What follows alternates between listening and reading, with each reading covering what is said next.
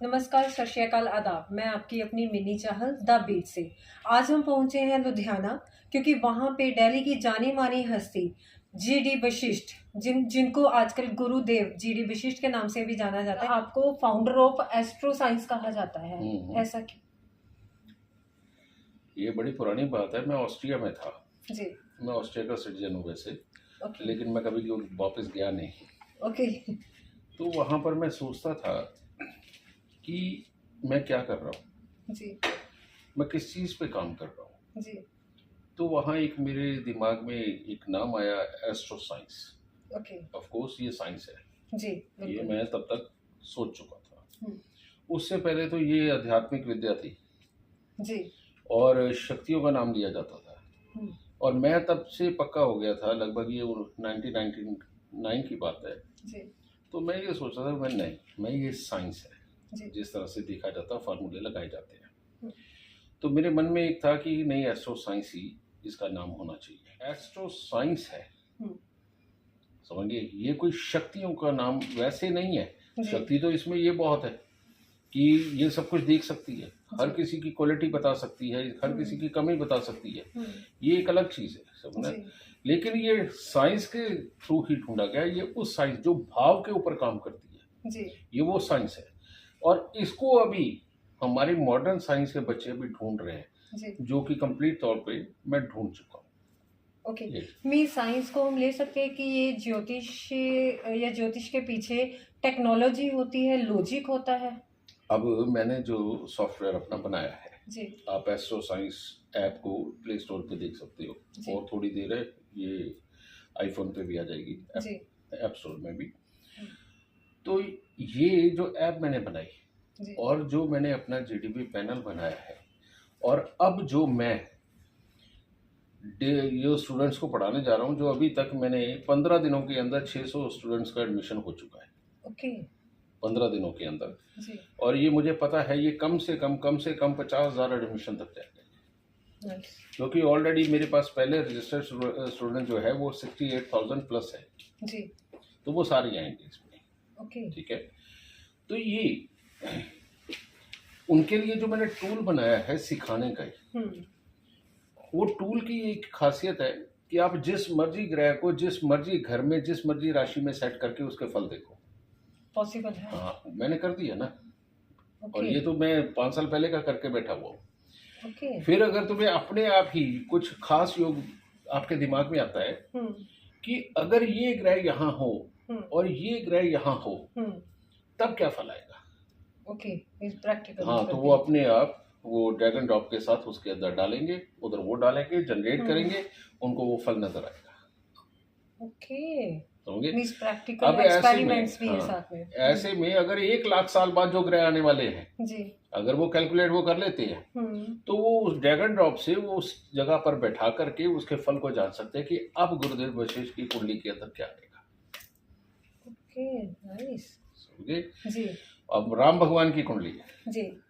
राम भगवान की कुंडली ड्रैग एंड ड्रॉप करके जब हम उसमें हम डालते हैं, तो हमें पूरा चरित्र राम भगवान का नजर आता है। श्री कृष्ण जी का डाला हमने। जी। चलो, हम इतने बैक तो नहीं लेके जा सके, क्योंकि नासा की सपोर्ट हमें नहीं है। लेकिन ये ड्रैग एंड ड्रॉप से हमने श्री कृष्ण जी की भी निकाल के देखी, तो बस हूबहू निकल के आ रही है। ठीक है। और ये वाला जो टूल है, आधी रात को मान लो तुम पढ़ रही हो, मेरी स्टूडेंट हो, तुम्हारे दिमाग में आया, अरे फलाने कॉम्बिनेशन से क्या होगा, तुम अभी नए स्टूडेंट हो, नहीं जान पाओगी। बस ड्रैग एंड ड्रॉप से बैठाओ, जनरेट दबाओ, सामने तुम्हें रिजल्ट सामने आएगा। तो ऐसे जैसे आपने बताया कि ग्रह को एक घर से दूसरे घर में है ना करके एक्सपेरिमेंट हो सकता है, क्या इससे किसी का फ्यूचर चेंज हो सकता है? मैं तो बेटा रोज करता हूँ। हो सकता है मीन्स? मैं तो रोज करता हूँ। ओके। ठीक है जी। देख, पुरानी बातों में अगर हम जाए, जी। ठीक है, जब डॉक्टर आए थे नए नए हिंदुस्तान में भी, लोगों ने एक्सेप्ट नहीं किया। जी। ठीक है, वैद थे। जी। आज वैद के पास कोई नहीं जाता, डॉक्टर को एक्सेप्ट कर बैठे। बिल्कुल। ठीक है। तो अब मेरे घर पे एक नौकर काम करता है। जी। आज से 7-8 साल पहले जब मैं नए घर में गया अपने पेंट हाउस में, तो उसने ऊपर जहाज देखा, कहता ये उड़ने वाली चील। अच्छा। उसके लिए वो उड़ने वाली चील है। उसके बाद उसे 10 बार मैं हवाई जहाजों में भी लेके गया, फैमिली टूर करती थी उनके साथ जाते थे। तो उसने फिर ये नहीं कहा चील पे बैठ के जा रहे हो? ये चीज, तो इस तरह की बात बेटा। जी। अब मैं किस किस को एक्सप्लेन करूं? हाँ, ये अब चीज मैं तो है, यही बिल्कुल। कह सकता हूँ कि भाई आपको आओ आजमा करके आजमा देख के लो। देखो, बिल्कुल, ये ठीक है, चीज कुछ है। नहीं करना, एस्ट्रो साइंस ऐप खोलो, हम्म। प्ले स्टोर पे खुलेगी अभी, जी। अपनी date of birth, time, birth place डालो। जी। ठीक है, और वो डालने के बाद हम्म। आप प्रेडिक्शन जनरेट करो फ्री वाली, ओके। पढ़ के देखो। जी। अगर आपको लगता है कि हूबहू आपकी है, हम्म। तो आपको मेरे पास आना ही पड़ेगा, जी, उस ये ऐप में तो जाना है, ही जाना पड़ेगा, पड़ेगा। और वहां पैसे पे करने ही पड़ेंगे। जी, बिल्कुल। क्योंकि और कुछ ये चारा तो नहीं है, है। ये ठीक तो है, और सिर्फ इतना ही नहीं, किस प्रोफेशन में जाएगा, किस जी। में कामयाबी मिलेगी, कौन सी दशा के अंदर ये डूबा रहेगा, हम्म। कौन सी दशा से उठना शुरू होगा, जी। कब किस रिश्तेदार के साथ कुछ बुरा हो सकता है, जी। कब बच्चा पैदा होगा, कब शादी होगी, डेट्स देता हूँ। ओके। कब नौकरी लगेगी, कब बिजनेस चलेगा, हम्म। डेट्स देता हूँ मैं। ओके। ठीक है, इस हद तक की बेटा चीज आपको सिर्फ एस्ट्रो साइंस ऐप में मिलेगी। और मैं एक बात तुम्हें और बता दूं, जी। जिनको तुम एस्ट्रोलॉजी की ऐप बोलती हो ना, बहुत सारे नाम ले दोगी, जी। रियलिटी में एक भी एस्ट्रोलॉजी की ऐप नहीं है। वो एग्रीगेटर है, वो सिर्फ लोगों को बुलाते हैं, किसी एस्ट्रोलॉजर से बात कराते हैं। हाँ जी। वो एस्ट्रोलॉजी की ऐप नहीं है। जी। पूरे वर्ल्ड में सिर्फ एक एस्ट्रोलॉजी की ऐप है, वो है एस्ट्रो साइंस। ओके। और जिसको बनाने में मुझे लगभग 15 साल का समय लगा। 42,000 लॉ लगा करके तुम्हारी कुंडली जनरेट होती है। 42,000। अब 42,000 लॉ के साथ में प्रेडिक्शनें कितनी जनरेट होंगी? होंगे बिल्कुल, लाखों में। बिल्कुल बिल्कुल। ठीक है, वो चीज, यानी कि तुम जिसकी भी कुंडली डालोगी उसकी पर्सनल लाइफ में जो चल रहा है वो बताएगा। और सबसे बड़ी हैरानी, अगली बार जब तुम मेरे पास मिलने आना या ये इंटरव्यू लेने आना, तो अपनी कुंडली पढ़ के आना। जी। जो तुमने अपनी बात अपनी माँ को भी नहीं ना बताई, वो तुम उसमें पढ़ोगी। समझ गए? ये इस हद तक है, और ये चैलेंज तो मैं सारी दुनिया को करता हूँ। बिल्कुल, जब नेक्स्ट टाइम आएंगे। वैसे तो मैं फ्रैंकली बोलूं कि मैं बिलीव नहीं करती इन चीज़ों में, मेरी कुंडली नहीं बनी हुई है, बट नेक्स्ट टाइम आऊंगी डेफिनेटली। बेटा तेरे जैसे हजारों हजार आए आज, वो मेरे को बदनाम करते होंगे। नहीं, ये नहीं कि बिल्कुल बिलीव नहीं करती, वो आ जाता है कि वास्तु के हिसाब से ये नहीं वो नहीं, फिर उस पर थोड़ा सा विश्वास भी कर देते हैं। चलो, मेरा नेक्स्ट क्वेश्चन ये है कि आपको एक्सपर्टीज ऑफ लाल किताब कहा जाता है। लाल किताब क्या चीज़ है? बेटा मैं पहले एक्सपर्ट सिर्फ लाल किताब का था। ओके। और अब कोई ज्योतिष ऐसा नहीं है जिसका मैं एक्सपर्ट नहीं। ओके। और लाल किताब से मेरा करियर 14 साल की उम्र में शुरू हुआ। जी। ठीक है, और करते करते ये बात है 2015 की। जी। 10 जनवरी 2015 मैं न्यू ईयर मनाने गया हुआ था अपनी। मैं रिसर्च टीम को हमेशा साथ ले जाता हूँ जहाँ भी जाता हूँ। यहाँ पर भी हालांकि सम्मेलन ही है, तब भी टीम आई हुई है। जी। मेरे टीम में 15-20 लोग हर वक्त होते हैं जो मेरे साथ रिसर्च में होते हैं। तो तब हम अनंता रिसोर्ट पुष्कर राज्य में थे। ओके।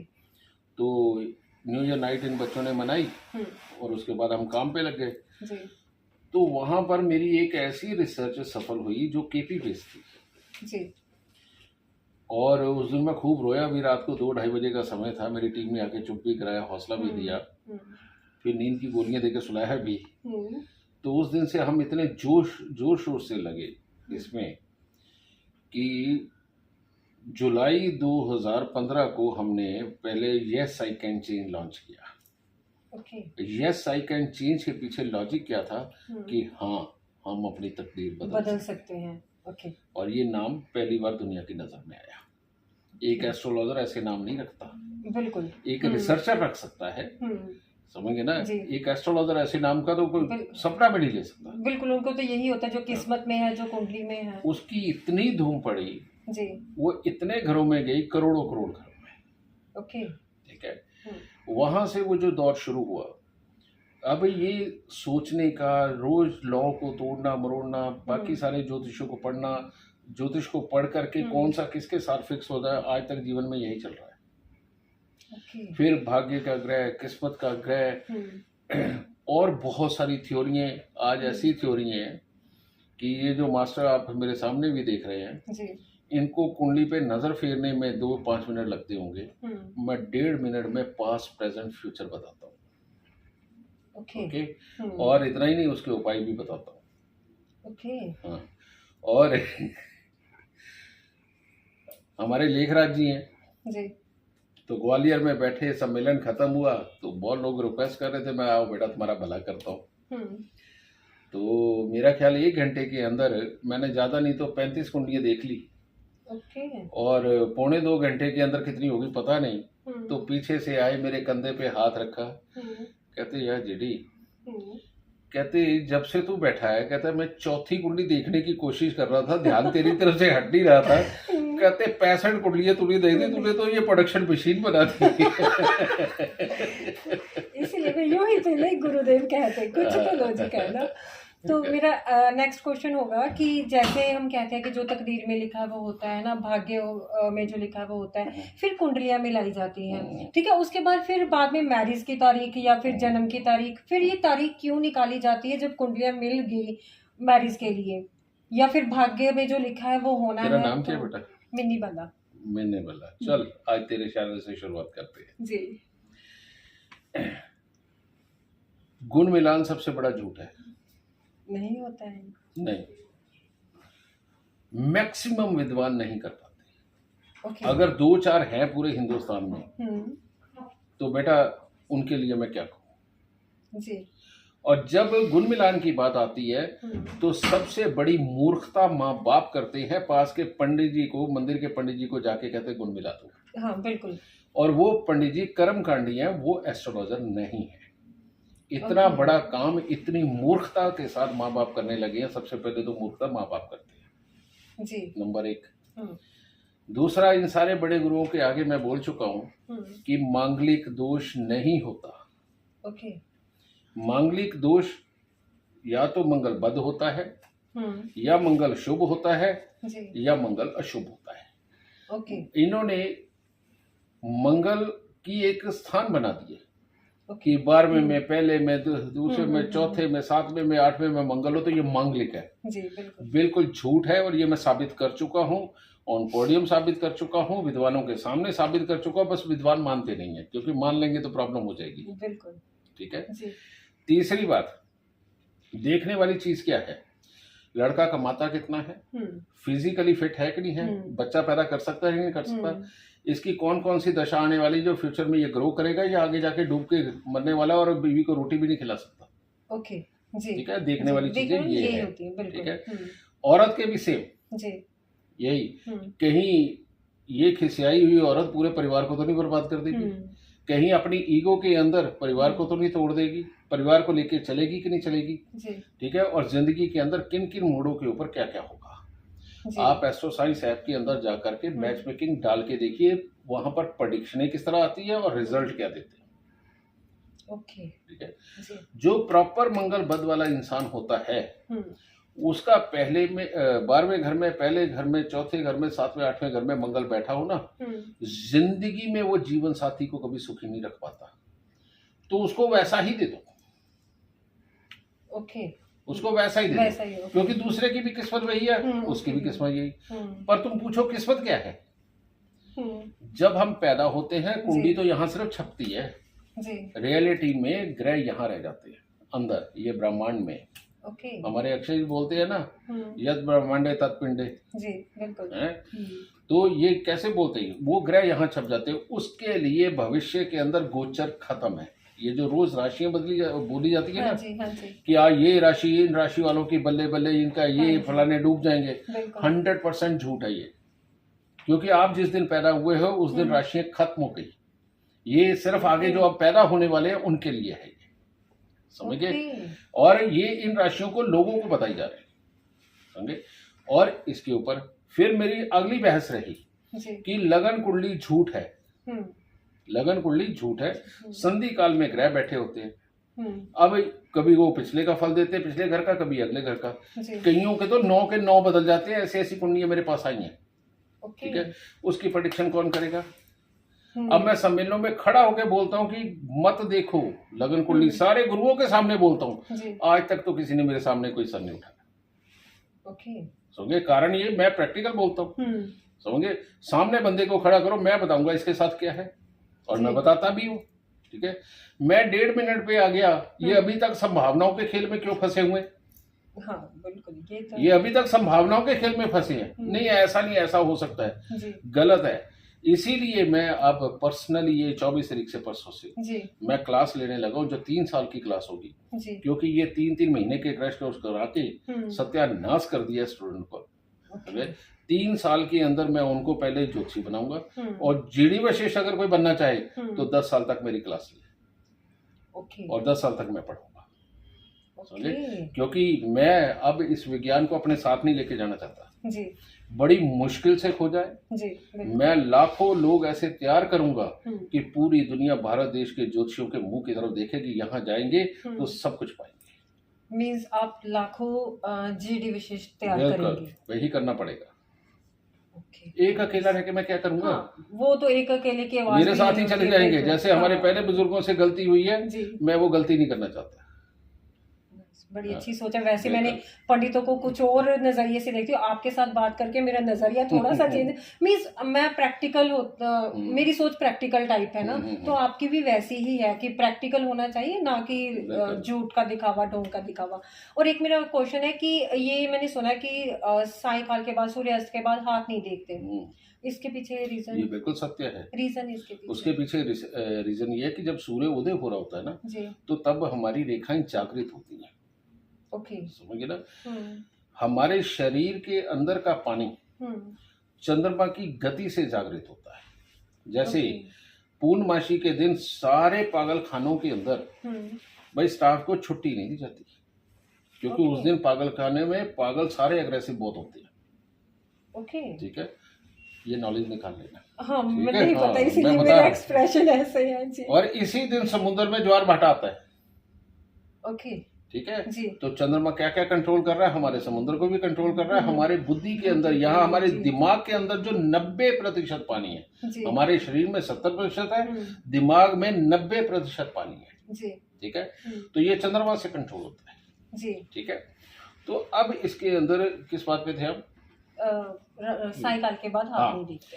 तो जब सूर्य निकलता है तो शरीर खड़ा होता है। ओके, और जब चंद्रमा निकलता है तब अंदर का पानी खड़ा होता है। ओके, ठीक है, जैसे ही सूर्य ढलता है, ये रेखा जो महीन रेखाएं हैं ना, वो अपने आप को छुपा लेती हैं जी। और ये बड़ी रेखाएं कुछ नहीं है। ओके, ये मोटा मोटा एक अंदाजा आपके जीवन का है। ठीक है, महीन रेखाएं एक तरह का योग बनाती हैं, और उस योग को पढ़े बिना किसी के बारे में कोई एक बहुत जबरदस्त कोई प्रेडिक्शन करना संभव नहीं। ओके, ठीक है जी। इसीलिए सायकाल को हाथ बिल्कुल नहीं देखा जाता। ओके, क्योंकि महीन रेखाएं छुप जाती है। आज रात को तुम अपने घर की हाथ की फोटो खींच के सोना। ठीक है जी। सुबह जब जितने बजे भी उठो तुम, उठते ही सबसे पहले उसकी फोटो खींच के ना दोनों को कंपेयर करना। तुम्हें कम से कम नहीं तो कम से कम भी नहीं 20 से 25 रेखाएं का फर्क मिलेगा, कम से कम। इसको मैं आज ही करके देख। ठीक है जी। और एक मेरा लास्ट क्वेश्चन है, मैं एक स्कूल टीचर हूँ, मैं कोऑर्डिनेटर जॉब कर रही हूँ, और मैं प्रिंसिपल की जॉब के लिए देख रही हूँ कि मेरे को मिले। इस साल देख रही थी, मिली नहीं, अब कमिंग सेशन में प्लान है। तो अगर ये मैं पूछूं कि मुझे क्या प्रिंसिपल की जॉब मिलेगी या कब मिलेगी, इसका आंसर आपके पास होगा? सिर्फ इतना क्या, ये भी आंसर होगा कि अगर नहीं मिलने वाली वो मिलेगी कैसे? बता सकते हो आप मेरे को? मैं तो बता सकता हूँ, मेरे को यहाँ पर अब समय देने की जरूरत नहीं है जी। घर जाओ, एस्ट्रो साइंस ऐप में डालो जी, डाल के उसको जनरेट करके देखो, सारा कुछ लिखा आएगा सामने। नहीं, लेकिन हमारी ऑडियंस जानना चाहती है, अगर आप इस टाइम आंसर उसका दे दे है। पुत्र, तू इस चीज को बिलीव नहीं करती, और मैं अगर अगर मैंने यहाँ बोला तू है औरत जी, यहाँ लड़का बैठा, उसकी बखियां देख कैसे उधेड़ता हूँ। नहीं, मेरे को सिर्फ इसी का आंसर चाहिए मेरे को, कि है पॉसिबल कि आप इसका जवाब दे दें, या मेरे को ऐप से ही देखना पड़ेगा?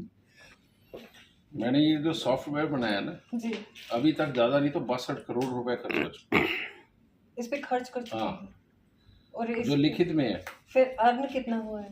वो मत पूछ। 700 करोड़ रुपए मैं मीडिया को दे चुका हूँ। ओके, फिर तो अर्निंग अच्छी हुई होगी। मेहनत है बेटा, अर्निंग नहीं है। हाँ, मेहनत के पीछे, मेरी सच्चाई के पीछे दुनिया पीछे आ रही तो मैं क्या करूं? जी बिल्कुल, वो तो है कि नहीं? अच्छा, एक मेरे को ये पूछना था कि अगर किसी को अपनी जन्म का समय नहीं पता होगा तो कुंडली बन सकती है कि नहीं? बिल्कुल, वो अपने बच्चे की डेट ऑफ बर्थ टाइम जो उसका एग्जैक्ट है वो मुझे दे, मैं उससे उसकी कुंडली बना दूंगा। ओके। और ये भी पूरे वर्ल्ड में अकेला मैं हूँ।